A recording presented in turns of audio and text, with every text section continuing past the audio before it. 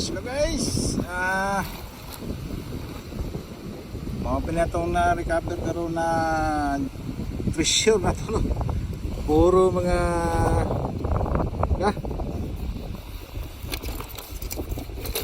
puro mga junk, aluminum, foil, aluminum foil na ay lead, yung mga iron.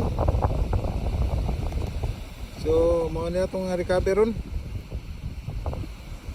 So wala kita kahit og mayon, no, kay kanigo na area dire, sige na ko og balik-balik dire. Ako wala na yung ginatimanan dire kung iyang cut mo dako na pud siya.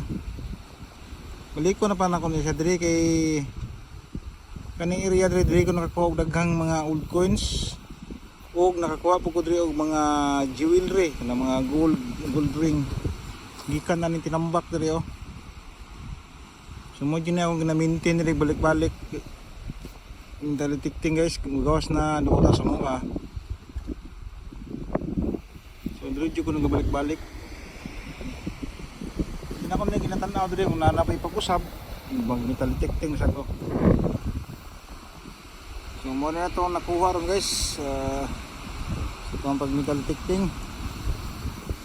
Ano guys, always dig junk before makakuha ito mga reward. Kailangan na kuha na itong junk, kaya pag sunod balik na ito anong dili mamas sa target, dali na ito makuha ito ang tuyo, no, o ito ang gipangita na precious. Kaya lison manggugayog ginatukuha na ning mga gumi o kaning mga junk. Sige tagbalik-balik, di mag-resort ta og pangita sa to ang gipangita na treasure. So may nala makakuhaan kay sunod bike na to makakuhaan. So sa dugay na to kuha panguha og mga junk, makakuha ra man jud ta og mga reward, no, mga reward na to ang mahunting atong ma-detect. Sige guys, dire na lang kutob sa kuang pag-metal detecting. Note na naka-like mo sa ko mga video karon. Kung magtana, thumbs up lang. So